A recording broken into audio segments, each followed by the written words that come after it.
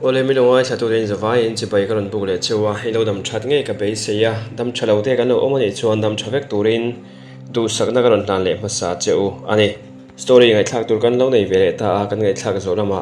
ngai nong kan ti zo ne ne lo te kan lo se le don ne o ka pasal nga ka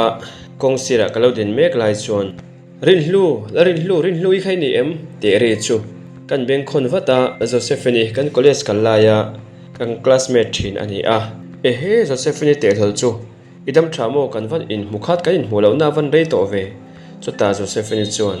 kadam thalo tuk ma se nang ro chu iwan dam that melo ve om dan chu iwan lim lo iwan ngui mel em Josephine chuan ti a kanui ringot mai kadam thalo tuk Josephine ngui mel mo in min mo mai ni kha chuta Josephine chuan enge om ji a hetiang thom no te tengi ha ka na thok shep te poi angalom le I thom no in bel le email I thlan deuh hliam mai boxia romol te poi pailo mi a ngoro kha ka romol hi I thlan te kan thute ani eni lo reng hetiang tur ni lo ki na romol churon phora angai lo Josephine ka tha he romol chu keima pon ka pailom ka pasal miron roi to na he ka lo nga ka pasal a e ang minge pasil ne ya pasal te poi lo nei to kha iraya mun le ngal ni o he karaya tharuk chu tling ve to kanau te pai po a engme chiam nei lo ve theidor aneya theilam panga zuar thina chon ke hi so lai a son restaurant pakhada son manager in kom ve a chu ka thoka hei kan na bang miron roi to na a local tur ka lo nga ka nei hi chuta Josephine chuan oi pan niam so de ve college lai kal ve BA lai zo ve graduate ve lai si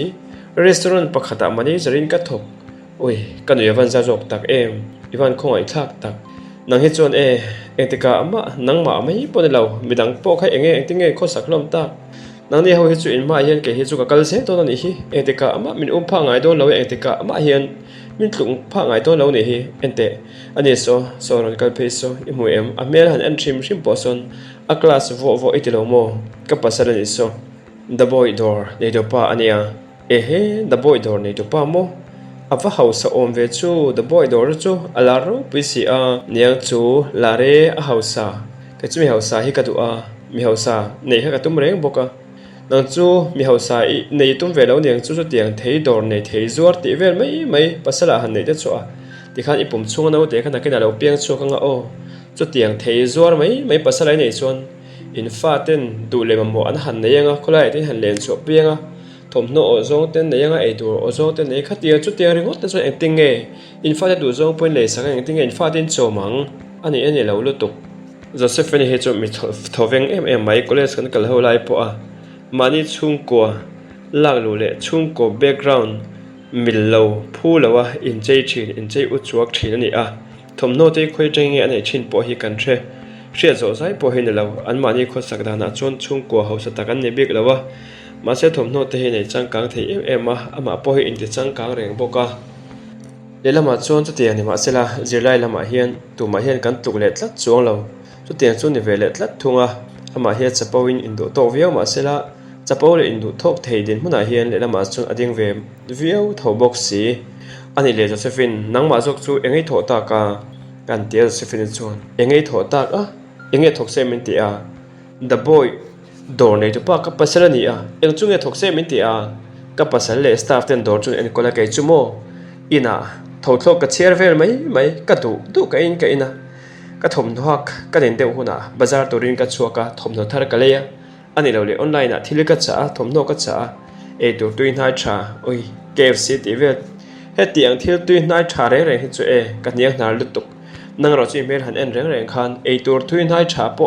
e lo ti shia reng in pa thei zor ma ni in thei dor nei po ni sela in pa thei dor mi po chu du tuin e thei lo ti shia reng iwan khongai thak take o I mel han en sim po khan I khongai thak top e chia a tha tok lo ti a hria lutuk nau pai lai le ngalin hetiang tur ni lo rin lu ati le nga sung mai mi thoveng em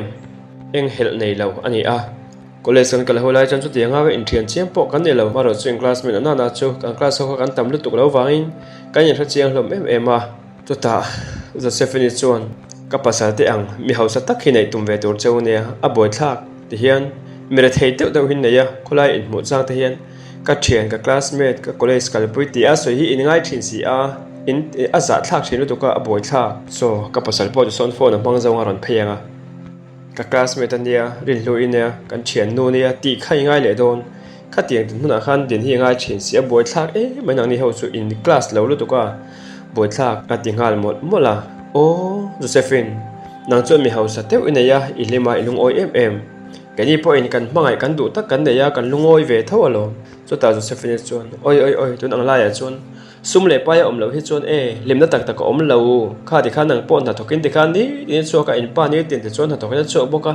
in nu pa om dun na hun le in chai na hun te in kom lim na hun po ti khan nei mu mal hlei the lawin ni leng in ti khan na in thok du na tlaya in honganga ka ha ka chaw in ti ve ve nga biak po in be tha pe lawanga cái này số thể hiện anh em nã thọ cả staff tên nền mà sẽ lâu horo cái thể chọn mo my darling come home cái thể chọn ron home ngay là niệm ấy ý em thể chọn ina đủ to cái cái hành in chaya cái hành in com lima thể chọn đó là mà staff te anh trang nghe chlau te en fel tur ten dor khar pui tur ten thể hiện akal le a cái tiếng vel kan sing nó nhé nang ni hậu sing nó nhé thể chọn cái sing nó thể chọn in tháo lu tục ringot mấy kata he chon lấy van ramon de ngot pasal hausa nei he chumo kan he ti zai ka interest dan te en ta che i en reng po hen aman to ti hello mi ka thom no tu na ka in beijing aman tlom ber po hi zara mi ne mo zara company mi he ringot po hi ka ke kor hi zara company mi he ringot po hi nanga thom no tu na in bel ang kha chumo pasari vela le theyang he man po hian chu tiang vel chu ni ti in ti thei zat chu mi ti thei khum zat mai Josephine thom noman tau deu in bel hi ke chu mana tang ka ti ve ngai lo kha i she college kan ka lai pon mantlom le simple te second hand te ka in bel mai chin kai shiat kha ba ka thom no man tau deu in bela mani quality le tak mang si lo thom no ngot quality ti ang vel kha kai chu ka ngai sang ve lo kan ti ve khe chu Josephine chon meng phok ru chung chuan he chu ka thom no in bel a quality ma se ke ma chu ka quality le si lo men ti na mi cái hi quality lo ni ila so tiang mi hausa so pasal ang te ka dei thei rin reng the boy dor chu I moi ni se photo nga ma se chunga chu ilut khrin ka ring lo a chan chu no pang in la nei ve box si lo ba ka lu tur hian I phu lo shim le tur kan dor anga chon lu na tur paisa in nei don lo shim pasal la thei zuar thei dor nei nang la restaurant pakhata chu po restaurant tho na tur la chu changkang fashion lo ti hria ta reng in khomai thak mai eng pon isela achang chon jam bul sel ti angte thil sel stock rate ong chi sel te kan nei ve zo thina ka tiang om chon karon she tir ve thin don cheu nia ba Christmas don ate hian stock lui to thom no stock lui to discount vak zera lom ati zat Josephine ngai lo chu tiang hril kan ngai lo kan ma motor to chu kan lei ve the kan in tum ve thei lu tuk kan lima ka pasal hian sum tam tak chu nei lo ma se min hmanga em ke in ka hmanga ya nuam kan tia kan lung oi ve em ani ani rengang chu lung oi lo po ni le pasarin poisa tam tak ani miau lo chon eng tingai ti chuangang lung oi kha in ti tur chu ni mai lo lung oi lo sate ma la tingana om don chuang hlei nem hi lo mera thei ho in phen na hi chu kan lung oi kan lim lu tuk hin han ti vela sumo om lo hi chon lung oi tak le lim na tak chhuri la thamuan na te kha tiang tak kha om lo poisa hi poimo poisa money she money hi sum poisa sum i thiam em kha tiang kha poimo en ta che ka par the chunga hian poisa hi ku ina ku thula an in rem kha thap hi tiang reng hi ke chu kan emo ka pasal la chu ti bok ka na la chu ti bok ka tho hala a thane chu Josephine lim ta ka thamo ta kai pasal ne ni om chu thane chu ne le fa ten la nei lo mi oi fa nei ta chu kan laman mo lo fa nei ta chu kan la in break nom chen ti mai la hei ka tiang nga la enjoy je kan la du ve pa chu kan nei huna chon kan in break nei kan ti to chon nei ngal pop ani mai ani chon ifa chon ka fa chungam don lo ni chu ti in kan fiam le ve chu eng tia kha tiang ka soingam ngai ni mira thei fa le mi hausa fa te tu nang lai ani thlau je hi sia em ifa le ka fa chu in kum upat le kum som te la in thlau po ni se ka fa chon ifa chu athun hoya da wang don kan din mun in thlau tur je hi ngai to ve ta che khat tiang ten ti ve khang lang chu le rin hlu ke in college kan kalaya ka thun hoya ka da vek ang cheu chi khan ka fa po hian nang ni ho fa hi chu mo khang ka kalpui te fa te hi chu mo athun hoya hen da anga a control zai don hin ni tok mai ni longai reng ro in lo thil don nia ka fa hi chu a boss don de tuk ai zol khopui ka fa he chon op lo chawang chu tiang vel chu ni don in lo thir don nia ati zat zat lai chuna pasal chu kan bul chu ron thleng ve in my dear ka du tak hei rin hlu in hi chibairo akute chu dor tanga ron chho don asil fai ve emang chumo college kan kalpui college lai kan kalvel lai po a kan hnunga om thin an nia wo an nia hoi chu edika ma he mel epel ni hen nei do lo ni hi nun dan phung in chei dan mel pian pasal eng ki ma hian kan hnunga hian kal reng mai do ni hi e pasal chu lo nei ve to in naute lo pai ve par to le ngala pasal ro chu thei zor khoi lai ngai pa chon thei chu zora thei hi chu kan lei reng alom ni tin deu tho in pa chu thei zora dor te po chu men thil vela a dor te po kan lo dor ve thina nge ma se discount ti vel kan du me lo ni o thei thar lam thleng thar khati ang kha nei lo ni chon kan dor lo ni mai i chapau za chon Joseph ni chon ti zui zot zota ti chon pasal ne chon kan in chibaya a pasal chon ani tak chu college chen local ho le chu in lo in kom nel vi mi a college lama chon ta Joseph ni chon khatiang zong in sei su in kom nel oi a soi poi soi ngam zo ke a iti za thlak an ni ho ne he kan in kom nel ni lovin ka thian poni chi lo om je chon kan in classmate a college khata kan kal howa chu chu ni om je chu mi hriat ate soi riau rewa in kom nel I thian de khan soi reng su ka tu mi alo ni ati in a pasal chu ngok sau sawa to ta pasal chon o college kal howa in classmate chu thian po lo ni se nge poi thian chu ni mai ang chu 2007 chuan oi rin hlu ka thian ni reng ami college kan kal ho lai khan ka in kom thin reng ami a chu te kan in kom vak po ka se lo nia nang ni chu ka ni kom phak ni hlei nem ka ti ring ngota chu ta pasal chuan rin hlui moi ming het enge het ai ti reng ka pasal mi ron throi do na ka lo nga ka ani tak chu kan motor ate ron ho ve nga la thatur ania chu ta sa sefine chuan o enga nge mo kan motor te kong khar po hong thiam do na mi boi thak mai an ni ho ang ti hian ta tho thom no ang de ho in bel le nga la kan motor ang chunga te chuang sen trim cheve kang chu chiang in som te su chu a pasal du ta kan ron throi don chu he tiang din mun a hian dingai a mel hian en la thom no te an liman lom ve em an lung oi ve em ti hian om ver mai ro se chu te lai tak chuna pasal chuan khong e motor cha bi chu ta Joseph ni chuan o ka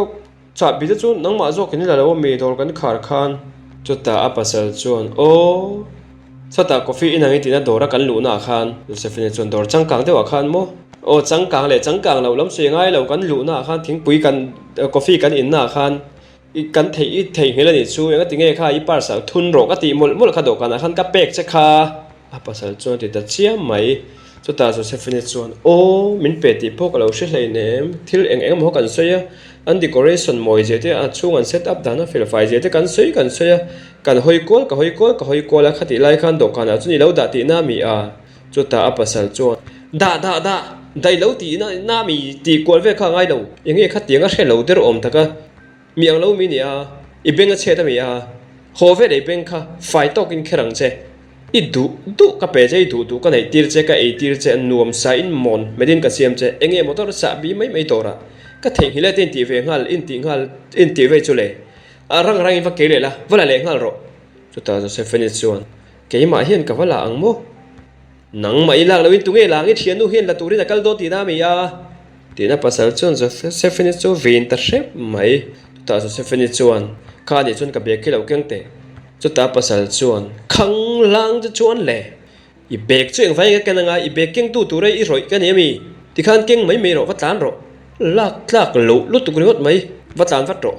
rang theyang be ron ke le tho yang che I thang rei vai chuan o ka man mo meeting kan nei don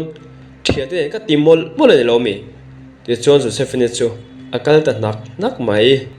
kan nu za ang reng miron chapo khumin miron ti el sen na saviawa miron chal del viau na in ka mulai le ka hriat lai ngein a pasalin a ven ta hrep mai si amak ka ti zokin kalaina let zok khop mai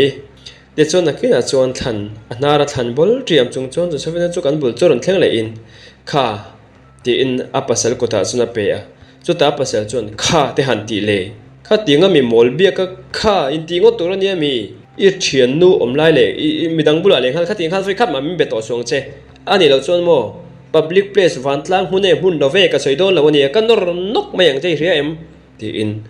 a pasal chon Joseph ni chu a vin le ta shep mai Joseph ni chu a mel chu a in thak dang lam chiang khop mai a sen ta ngal opa chu ta a pasal chuan ti kan taxi ron mang la taxi ron homai te poisa poi nei kha anin om ka ngak pe lo che a boi thlak I chemuang thei si ka chele meeting kan ni don box ya kan meeting nei tur he ka pan ngal don zan re tur pai ka ron holawang a boi thlak ina lo hot lang che e hiam ka sei chu hot lang che o hun tang ai kal ko le leng koi ti ka hiat vai chon ina punishment ni hmung nge yang ti ina ron ko ko zui sok mai te chuan pa chu kan pi a motor chang kang dewa chun aluta atlan ngal nal nala Josephine chu ameng khup talap mai ehe Josephine in pa chu khatiang te chu a oi karei in ti thei te lul len sumnga nga mel tha ti in poisa nga mi hausa pasala ina ya in chuang mi ro in ti thei khom viawa I thom thom man te chu to viawa ma se nangman atira mi ron se yang deu khan I thin lo chu le ro so lim don lo to pani khale khatiang chu ka pasala ni ang ti ka hlau e mai a karap e mai a eng tik lai po in check in min deng reng don ti na ni don sia khatiang te ka chu ka tur thei lawang kai chu ka ti chu Joseph ni chuan adik che ni etro rin lu ka ti sual palani ka pasal ha ka ti kha ron om don ti reng ka ring lawa ka shebo khek lo tin kai hi mi chapo thin ka ni a mani intivei mi indu tok ve thi college kan kalai po in adik tak chon e college kan han chuka kan graduate ani nen hian kan in tonga kanu le ka pa te ka chungten an hau sakna wang hian an du ro puisi an ti huam huama ti chon kan han in neya na zon le na to e ma phal box si lo ti hian ama chom le hrai hian ko ma le lama chom min chom ne in min hrai ne ka du ka ne thum no pa ile in tui tha tha ne ma se adu na chon khateng khan min vin shepa kut min thak chang te in lama phei so nei china anu le patila hi kanin kara hian in rol chu soilo trik po hi an tingam box si lo kanun hi e a chep ru ve lu tu ka sin khatiang ani ta ka chon in pon lo thei lo din hun aka ding ta nei hi nang ani le ipasal chon ko thlak te a ching che em Josephine chon ti a ko thlak tu soilo ka pasal tu ka min mai tu he khovela hian he khovel ramzawa hian piang non le mai la e ka pasal tho hi ka nei le in karinga chon thi nu khovel pe la ma thleng po hian nei non le thei don ni siang chon ka pasal chau e kai chon ka thang zelang ni e I pasal ten chon din huna in thlau sum po in nga le vea wang ain hau sak le ti chu an mel en reng po ya hriat ma se ka pasal hi chon min ngai sakin min do tin min mangai em a tuna po taxi in karon hongang ka ti a ma se nawi pai to si angai lo mi motora chon mi in naw pai laman khe don lawa an ngai sak wak don lo che chu wangin keiman karon hruayang che ti khan mi lo ngak tat ro ti a so alo lan tak so ani so ni so ka pasal chu amel en atlom na a ma se wan le khovel hal berani tiang deuh khan amel en chuna tlom viau na in ka thin lung chunga hi chon mo alal ne ve min uap ne in min ngai sak ne in min do thiam masin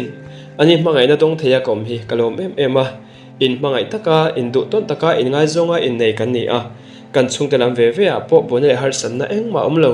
ti hian kan nei rei ve to viau ania voi khat ma vo in ni thleng hian o ka venin min la tong khum ngai lawa ke lain ka thin rim khum ngai bok hek lo kan classmate dang te kan thian dang te ho te kha chu ni e in soya ma se ang thinge khoila mangin kho sakta ka ang tin ngian om ta kai chon tu ma ka thezui lawa tu ma ka bezui lawa min bezui bok hek lo adik tak chon ni e tu ma biak zui tla kai chu kan ni lo hedi te mai hi kan hi a chuan tur eng ma kai ma hian om lo ka pasala po chuan tur om lo wa ka pasal te chung ko apon om lo ka chung ko apon om bok hek lo ma se mo ka chung ko po pathian zara kan thrisel tlang kan dam tlanga har salu tuk lovin an om a ka pasal ta chung te po ta tiang che chon hausa lo ma se under thei over big chong lawa e khop kan mu in kan mo thok chuakin ti hian kan nei ve thei zela ne mai kaini nu pa po chu tiang chu kan din mun ani e chu ta Josephine chuan in lu iwa nei le mai I pasal chu amel han en rim po in a fel ti hriat khop mai ke pasal te kha chu e adik tak chuan ram huai ang mai hi nia ti khan zu ron in hong le anga chuan lam eng amo in hona tur aron song le anga ho tur aron song le anga zan in chu mut mu po ka tur thale hlei thei lo mai thei o chu ti kha chani lo om thina ni mo mut mu tur that lo e seita ka chuan ingo viau in ka mu chema ro chu ingo ai ma chu in seita ka chu idang ni mai in ka sia to ta Josephine chuan ni e hari ru hare re hin ka sing ro hi ka mang thina naw pai chung chang te po ha kan soya kan in break ri ka te ve mai ni kha kan in break san lo ma se karil ru halu to ka wang le ka ngai to na te ka man na salu to ka wang hian naw ka pai thei lo nia ka hre to bik lo ve a sex chu kan hmanga ve re kan pa hi tiang lama chon a fit lut tuka a pe lut tuka chang chon ka pe lo chung te min koi jang thal to pa ti khan bung ngal chot chel kha tiang chi khania ma se ka shelo pathian in fa nei tla ka min langai ri lo nia nge rin lu min se thiam sham te min lo thong trai pui don ne chapau du ni bula karon in lana karon in lara ma se tlom takin min kaltir don ta ni hi so taxi lo kal so kan lo pharanga engpo de se ka kal san phut mai ang cheu kha in pa poron in transfer don kha ati ti chon taxi lo tlan chu pharin kan pa arang thleng ve chi kan pa nen chon kan in mer che tir ve in an han in chi bai ve ti chon ni po taxi a chon lutin kan in bai bai liam ta ka pasal chon tunge ati ka chan chin te kan thil ve ka kianga om dan le miron chapo khum dan zong zong te a pasal na ron ti dan zong zong te kha ka pasal bula chon chutia scooty kan in phurlai chon kan soya pasal chon khai ane chole akhongai thla khop mai ama se chu ane chu pasalin mon matina thutira do nein a etir theya van ne ni chu nanga pasal ve chu mon meta thutir chu seilo ti hian kai ma sum lag lo po in chom zo lo che ani bera nang po ti hian rai por chung point na te tho ve nga ya chuta ti hian kar chang ka nga phur se seilo scooty second hana ti hian ka phur ve mai che ni achang chon mi tin mun hi ngai to thina nga i ot ve thin veo lo mo le ti dei ka ngai to thina ma se ka mangai na che khan nei nge che kha ka tum ve si nang lain hian mi lo nei ve du mai bok si tu nu ka ngai to cha he chon mo shom he ka ti ru thina sin ka pasal chuna ti ma se ka pasal chu ka ko na chu ko nget sawin engwai ngai to tiang thri soi engwanga chu tiang chu ngai to ngai ni an ni Joseph ne ten of pa kha khovel house saber poni se an ni khelo po khovel house saber poni ro se tu poni ro se Elon Musk po hin ro se tu ma hi ka lo ambani chung ko ta hian mo turin milon som ta se thatin noi so mi lo don ne po milon ti se ka du mi lawang a chan chu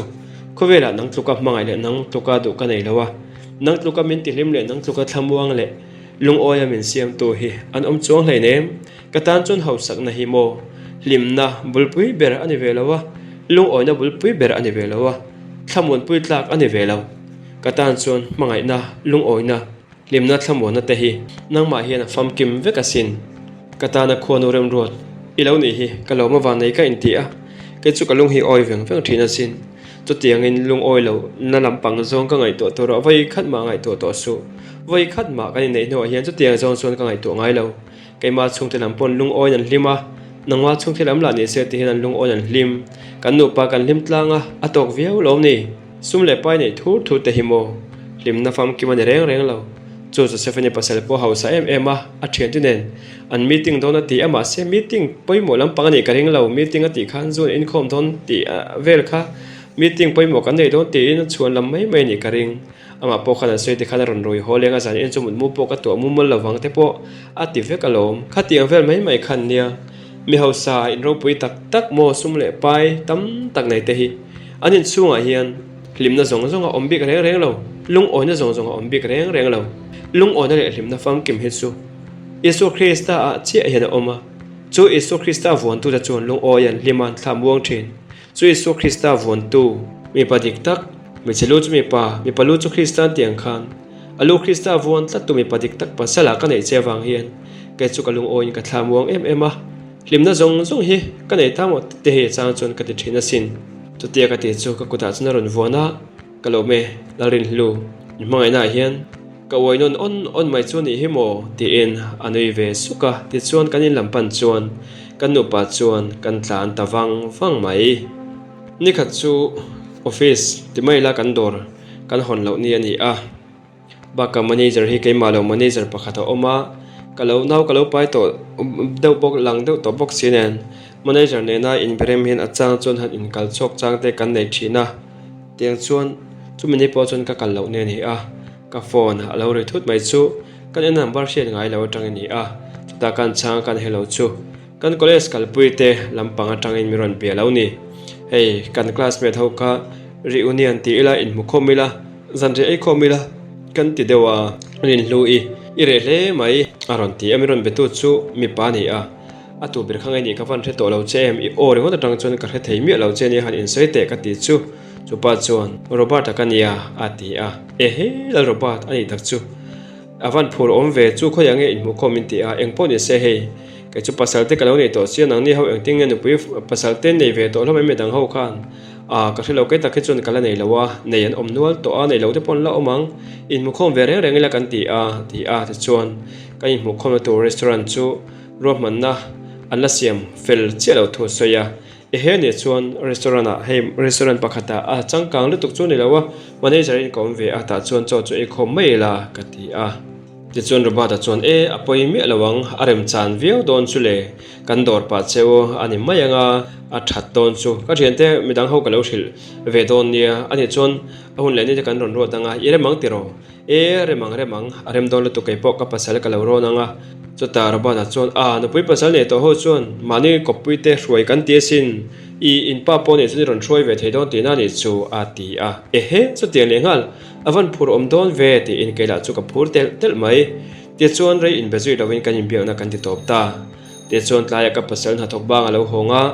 ka lo soi chu ani po a phur thiam khop mai mase ka pasal chu ni danga ti thin dan bokin midang ten pasal hausa le changkang tak tak an neyanga kar changkang tak tak ten anu pui ten ron hruayanga chu ti lai kara ke chu hete mai kani a thei zuar tu edan hon en kol tu ni omomoi pasala min nei si a chowang chuan tom thlak ti le viau si ange ka pasal chu ti a chu tiang soi su engwang nge tom thlak ti ang an zawai zong zinga khan ka chuan ber tur ini asin chuan kar changkang taka min phur theilo ma la hei scooty kan nei lom le troiler chon hi kai chu nuam ka tilutuk chowangin ka driver la email thabok si felbox si chu bak eng ma be sei ka nei lo eng pon e se hun le ni ten ro tanga chumeni a chuan kalve turin kanin bo se don nia baga kan dorani don vai ka tan har sanna om don lawa itan po har sanna om don chuang lo ka ti ngal mul mola ani po chuan ni a that chu ativeta ti chuan in bona tur te ka siam saka a in bol faya cho kan eya chumi tlai chuan chu mela chu kan han nei lo ang reng khop mai le ngal an tram chum an tram tak le alu kan chia kan me a alu fry chu tiang chia me chung po chuan ka pasal chuan kan choi khama chuan awan tui tak em ve o dul mul khat phuara cho kan ei chule kan pui erong bol thiam na tuk chome siam erong bol han ei hi chu awa han lom om thina wan man hla thin tak em restaurant changkang le man to tak thil te hi vai phak lo ma ela kan pui thil siam ka ei thei hi ka van nei ka in ti ni ti in ka thleng silver lai chuan atong bor bola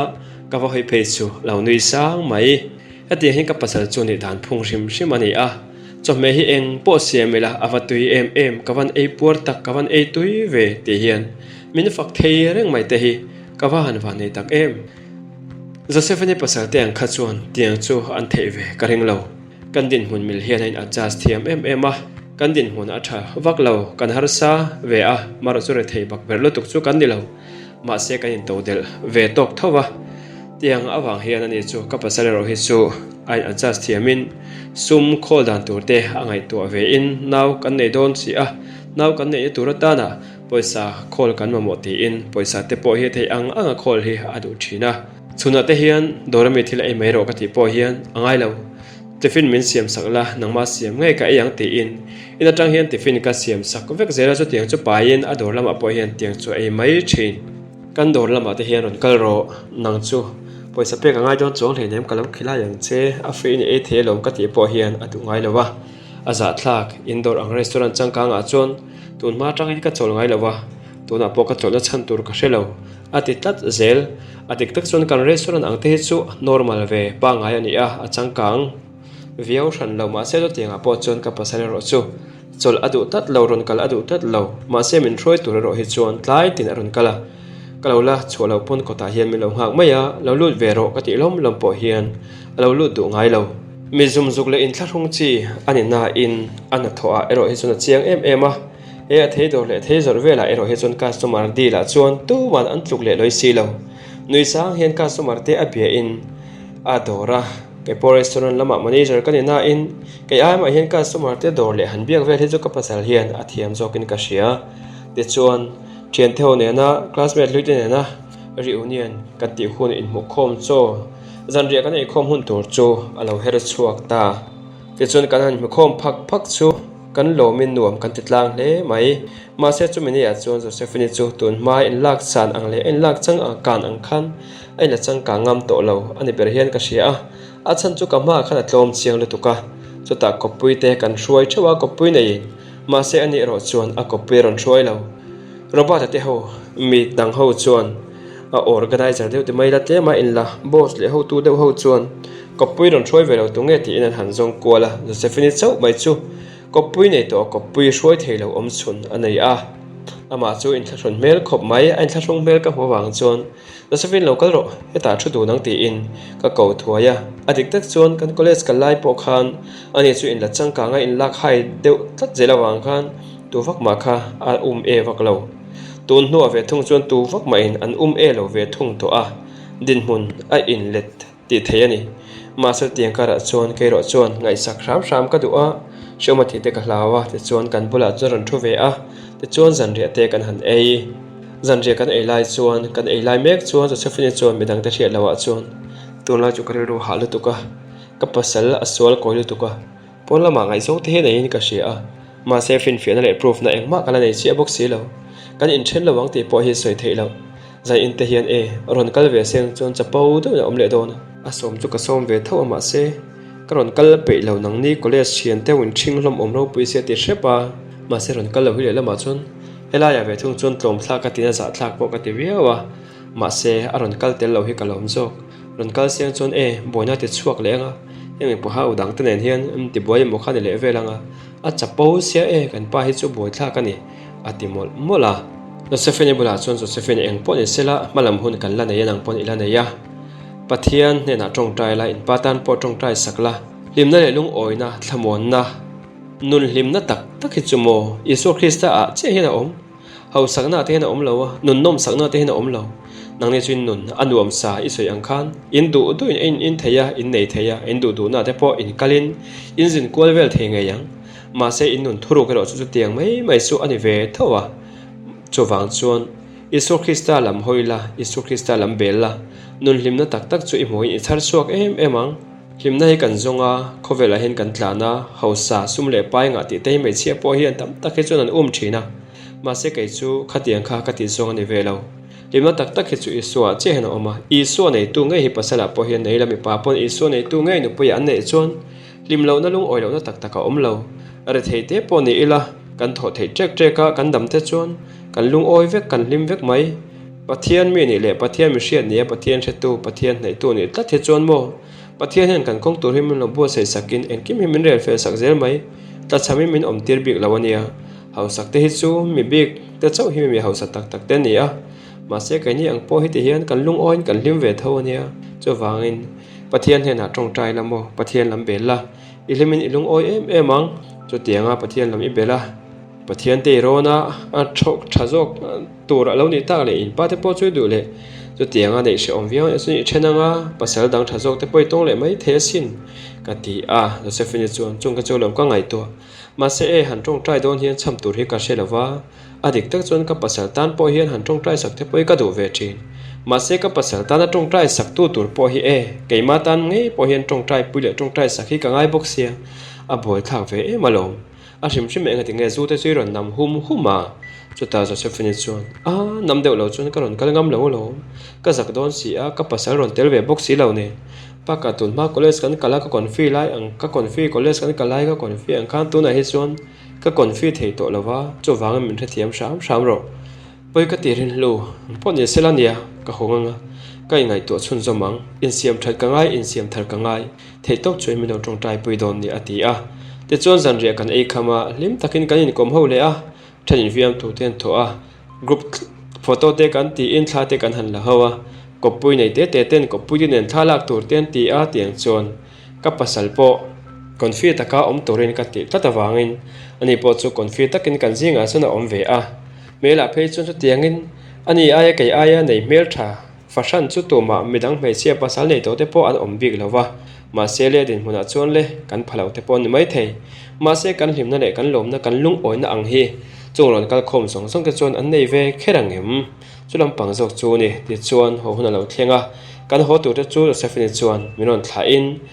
ani ro chu taxi na ma te in riang vai te chuna ho ve le ta a กันเราตรงใจปุยเซลโดนจะเนี่ยตีอินกันนุปาจวนกันถาตา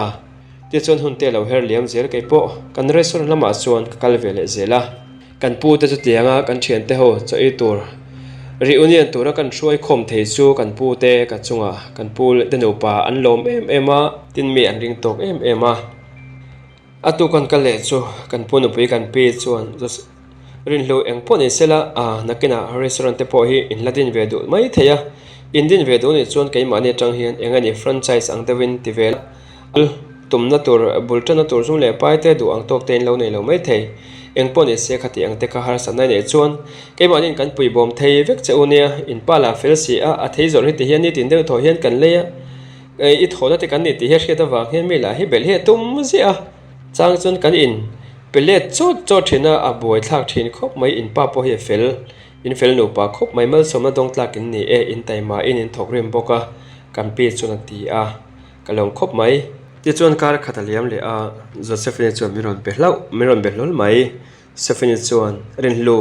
อีจะใส่เด็กขับเบงหินาจามเรงอโมตัวน่ะจวนเฮเกิดจู่อินลำปังโปฮักจิงตัวแล้ววะที่จวนไบเบิลเตกัดเชียร์มาเราจะไบเบิลฮีหันเชียร์งดเทียนเชียร์เทียมเราฮีอาตัมดูขบไม่ก็เชียร์เทียมเราเทรนขัดเตเพย์จูก็ชินเชียนักกินเริ่มจังก็รอนโจเจงอาศัยเทปกันใส่ดุนโดนเนี่ยจวนกับภาษาตันโปให้ตัวน่ะจวนกระจงใจเวทีตัวกระตันโปกระจงใจนังนิตันโปกระจงใจปุยเซลเนี่ยเราเตะนังจุยไปตัวเลยงาละอีเราไปเด็ดลงตะไคร้ไปเจละชัดตะไคร้ชินเทนั่นเทปกระจงใจสักเจ้านังนี่โปอินเราเตะกันไปเววัดเทน่ามีเราจงใจปุยโดนเนี่ยประเทศเนี่ยนะกันจงใจเวทินจังจวนกันป้าโปเฮนุนะดังลำนะก็หมวยนี่ก็เสียก็ลมลุตุกรินลูคามินีกันอินตนทุบนี่ก็จงคุมดันเจเลก็หมวยสิทธิ์นะทรงอาจจะขานคงไงตะกินมีง่ายดำนุนเลตัวรินการอนเงินเจนี่อารอนตีโอโปอัตโลมใส่โตไหมใครจะเซฟินอารมณ์มันจะกันเราจงใจปุ้ยเสียโดนเจ้าเนี่ยนังนี่ปนมีเราจงใจปุ้ยเสียอุละอินจงใจสักตนฮีอัลลัวเนี่ยทิลเปกเตอินเปอินไงสักลอยเทลมาอีละอินตรงใจสักต้นนะเฮียนที่เลตเทเอ็มปัทเทียนินเอ็งกิมเรลเฟลินเอ็งกิมจุงเราเรลตูเลมัลสมตัวอันนี้ที่ฮีกันเชียดเริงฮีไปหมดอันนี้ที่เราเซฟนิจูนุกอุลเดวะจับตริงดไหมอินลูอีวันเราฟิลตักอีวันเราปุยลิงตักอินหัดทอดเทค่ะเราหมดสิทธิ์นี่กับเราเดวเวลเจติโรมาเซอินรีสอร์ทที่ค่ะเราหนุ่มเร็วบ็อกเซียน่าซาเลนันเหียมโปเฮเราเราสุมเล็บไปกันหมดสวดเทน่าเพียงให้เราชาเก็บพอตัวน่าส่วนสุมเล็บไปเก็บมาเฮียนเองที่นั่นมันถอดสวดด่านตัวเด็กพวกก็ไงตัวเวทพวกไงตัวอินกัชเชียภาษาเตในริงดเลยภาษาเตจอมริงดแต่อมสู้ทิ้งริมจางมันจงคุมเชฟไม่บอกสิบ่อยทักไม่เองพวกนี้เสียนี่อิสวยข้าปุยโมกันจงใจปุยเสียตอนเนี่ยนั่งมาฟังกันนุนดังลำโซฮีมักกะตีกะลมลุตุกเรนลูกะเราต้องระวังสติกันแล้วเลยไหมคำนี้ข้างคติข้างที่เชฟเช่นมาอีละก็ตนเชื่อว่ากันนุนดังลำในโรฮิสุลูกวันที่ตักปัทยานินอินโนไปอินมาสมเจ้าเสละก็สมรภูมิเบิกทูเจ้ารอเซ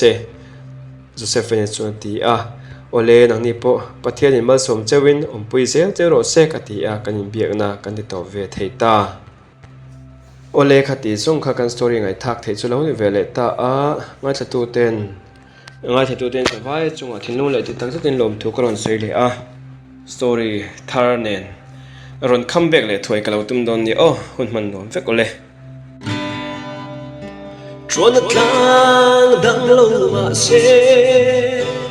อินเทนโตลงกุ้งตัวเบียเนมันก็ตุยอังโดนีเทนใจเรลโตโล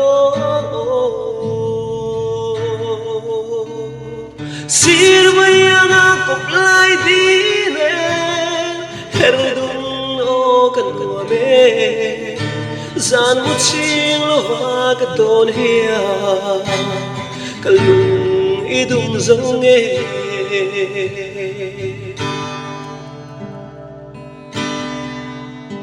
sia ding bel zai ding rem thia zolen tu lel thang zai de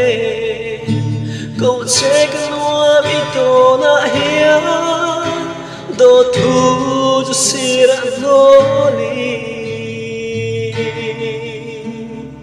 sirvayanga koplay dinen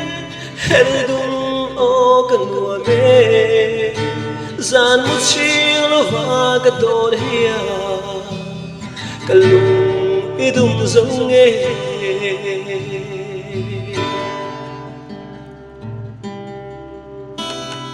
rất lại run sa cái lại không nghe mà tên cái bề ôm har dân tiếng dài tình cái chia suy lung rong anh lên trí nề